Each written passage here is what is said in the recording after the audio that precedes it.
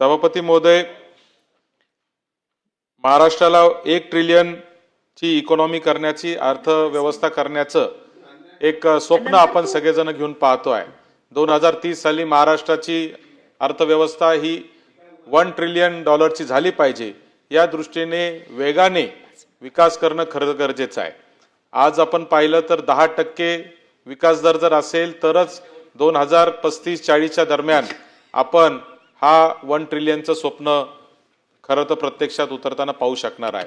आता ही परिस्थिती जर पाहिली तर आजचा जो अर्थसंकल्प इथं मांडण्यात आलेला आहे त्याच्यामधला विकास दर जो आहे तो 6%चा आहे आणि म्हणून निश्चितच माझ्यासारख्याला एक माझ्या मनामध्ये प्रश्न निर्माण होतो की हे स्वप्न जे आपण पाहतोय, जे ध्येय आपण पाहतोय ते कसं पूर्ण होणार आहे। मात्र ध्येय हे मोठे असले पाहिजे या मताचा मी असल्यामुळे मला असं वाटतं की हे पूर्ण करण्यासाठी निश्चितच सरकार जे आहे ते प्रयत्न करेल। सभापती महोदय, या अर्थसंकल्पातला अजून एक चिंतेचा विषय असा आहे की 63% जो वाटा या अर्थसंकल्पामध्ये आहे उत्पन्नामध्ये तो सेवा क्षेत्राचा म्हणजे सर्व्हिस इंडस्ट्रीचा आहे, जी अत्यंत चिंतेची बाब आहे। कारण आपल्याला माहिती की एआयच्या काळामध्ये आर्टिफिशियल इंटेलिजन्समध्ये नोकऱ्या जाण्याची संख्या दिवसेंदिवस वाढती। आयटी कंपन्या मोठ्या प्रमाणावर नोकऱ्या कमी करताय।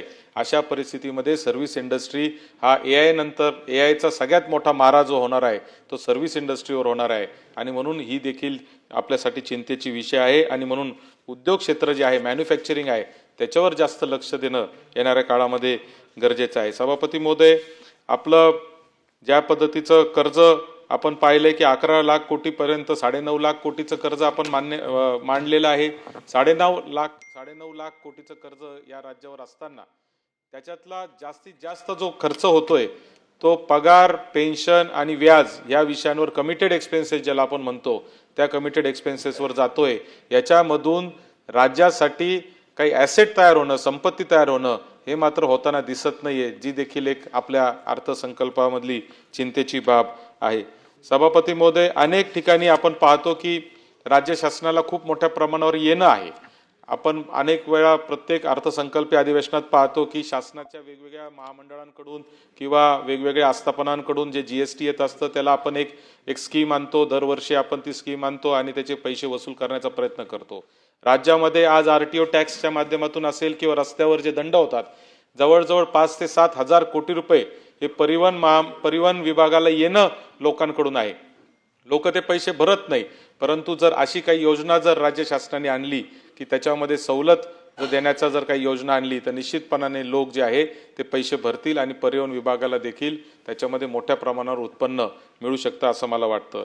नगरपालिकांमधले जी शास्ती आहे त्या शास्तीच्या बाबतीमध्ये देखील मागच्या काळामध्ये 2% जी आपलं दंड व्याज लागतं ते माफ करण्याची शास्ती योजना आपण आणली। मात्र अनधिकृत बांधकामांना जी शास्ती लागलेली ती जोपर्यंत माफ होत नाही तोपर्यंत सामान्य माणसाला शास्ती माफीचा खऱ्या अर्थाने फायदा होणार नाही। म्हणून अशी देखील एखादी योजना तातडीने आणणं गरजेचं आहे। सभापती महोदय, अनेक वक्त्यांनी या सभागृहामध्ये सांगितलं की मुख्यमंत्री माझी लाडकी बहीण योजना ही बंद होणार नाही। मुख्यमंत्री महोदयाने देखील सांगितलं ती बंद होणार नाही। मात्र एका बाजूला ती बंद होणार नाही सांगत असतानाच दुसऱ्या बाजूला मात्र या वर्षीची तरतूद 9.5 हजार कोटींनी कमी करणं हे देखील मला असं वाटतं की एक चिंतेचा विषय। एवढी मोठी तरतूद कमी केली।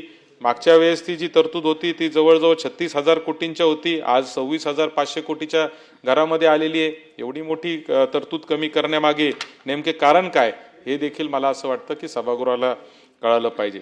सभापती महोदय, गेमिंगच्या बाबतीमध्ये आणि कंटेंट क्रिएशनच्या लॅब्स हे केंद्रीय अर्थसंकल्पामध्ये पण तो विषय पंतप्रधान मोदीजींनी त्या ठिकाणी मांडला आणि तोच धागा पकडून राज्याच्या अर्थसंकल्पामध्ये देखील त्याचा उल्लेख करून त्याच्यासाठी वेगळ्या लॅब तयार करण्याचा जो एक धाडसी निर्णय या राज्य शासनाने घेतलाय त्याचं देखील मी स्वागत करतो। कारण येणाऱ्या काळामध्ये गेमिंग आणि ई स्पोर्ट्स हे इतकं मोठं क्षेत्र असणार आहे की याच्यामधून तरुणांना मोठ्या प्रमाणावर रोजगार निर्मिती देखील होऊ शकते, हे आपण समजून घेतलं पाहिजे।